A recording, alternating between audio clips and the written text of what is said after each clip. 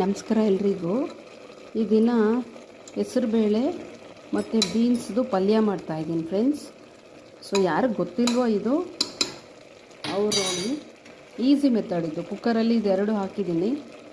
So ಇಲ್ಲಿ ಈರುಳ್ಳಿ, ಹಸಿಮೆಣಸಿನ್ಕಾಯಿ, ಕರಿಬೇವು ಸೊಪ್ಪು, ಸ್ವಲ್ಪ ಶುಂಠಿ ಹಾಕಿದ್ದೀನಿ, ಕೊತ್ತಂಬರಿ ಸೊಪ್ಪು, ಸ್ವಲ್ಪ ಸಾಲ್ಟ್ ಹಾಕಿಬಿಟ್ಟು ಚೆನ್ನಾಗಿ ಇದಿಷ್ಟನ್ನು ಬೇಯಿಸ್ಕೋಬೇಕು.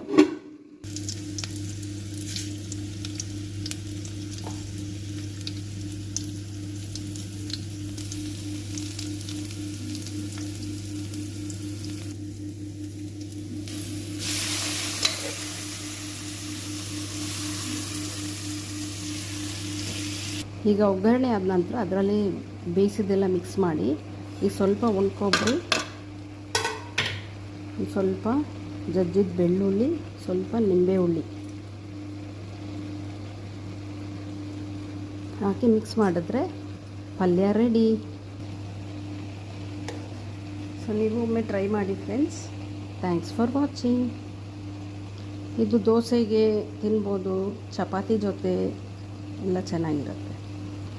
ಇಷ್ಟ ಆದರೆ ಲೈಕ್ ಮಾಡಿ.